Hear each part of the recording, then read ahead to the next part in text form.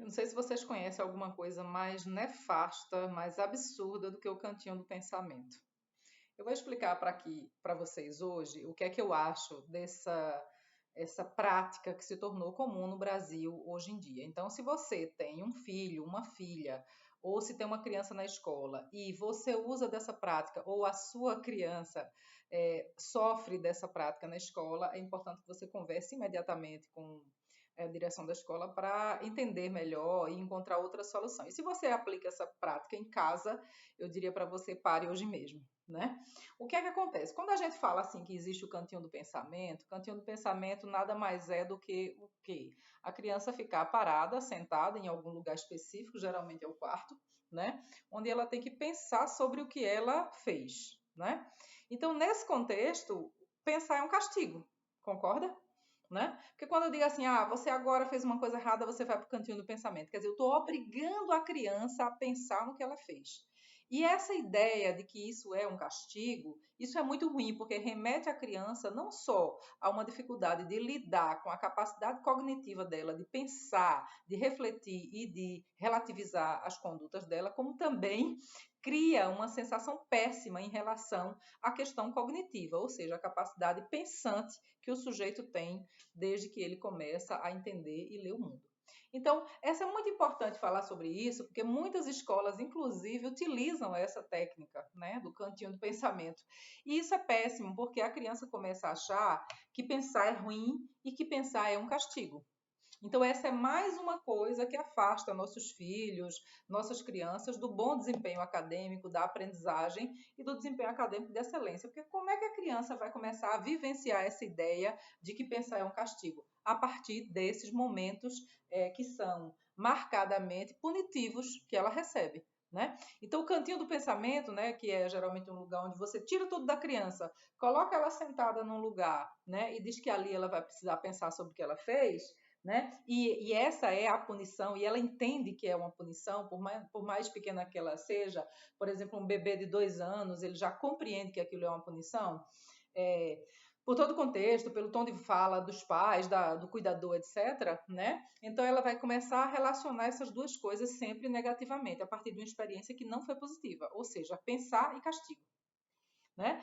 Mais à frente, quando ela precisar sempre pensar e refletir e analisar sobre alguma coisa, é possível que essa experiência volte, né? E que ela volte como uma experiência negativa para aquela criança que teve que ser exposta várias vezes a essa punição do cantinho do pensamento, né? E essa punição, ela termina por criar uma sensação negativa com relação à capacidade cognitiva do sujeito.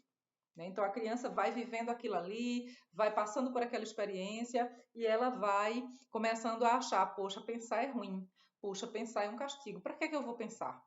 Né? É claro que isso aqui, como o vídeo é curto, não dá para a gente fazer uma análise muito profunda, trazendo aspectos da psicologia do desenvolvimento dessa criança, do que se passa com relação ao castigo, né, na memória infantil e etc. Depois eu posso fazer outro vídeo sobre isso, mas esse vídeo tem o objetivo muito mais de ser um alerta, né? Quer dizer, se hoje você utiliza essa é, expressão ou esse método, pare, tá? Tente sempre conscientizar a criança de que ela precisa refletir como uma forma de aprender, refletir como uma forma de desenvolver o autocontrole que todo sujeito precisa ter. E não que o pensamento é um castigo. Vá para lá pensar. Sente lá no cantinho do pensamento. Olha só, né? E muita gente faz isso com a criança, seja na escola, seja na família, sem ter feito ainda essa reflexão, né? De o quanto é delicado a gente relacionar a ideia de castigo com a ideia de pensar, né? Então, o que é que a gente precisa encontrar? Outra forma, né, de fazer a criança refletir sobre a atitude dela, positiva, negativa, principalmente, né, que ela fez, né, onde o cantinho do pensamento seria um castigo, para que ela consiga compreender no nível dela, no nível de desenvolvimento e maturidade cognitiva dela, que a atitude dela não foi bacana, interessante ou que apresentava algum risco. Mas quando a gente diz assim, vou colocar você no cantinho do pensamento, então a criança já começa a fazer essas associações, né?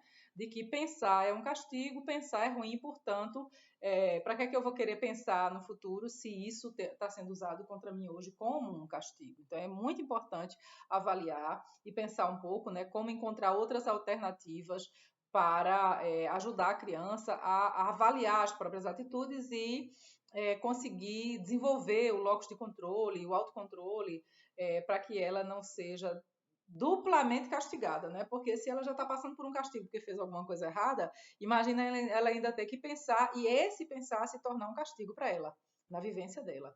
Então, eu queria deixar esse alerta, né, para vocês, por isso que eu quis gravar esse vídeo, e dizer, né, que existem outras alternativas, né, para trabalhar com a criança. Se você tiver dúvida com relação a isso, você pode mandar um comentário aqui no meu vídeo que eu posso responder para você outras alternativas de como trabalhar o desenvolvimento emocional e comportamental da criança sem precisar castigá-la com o cantinho do pensamento.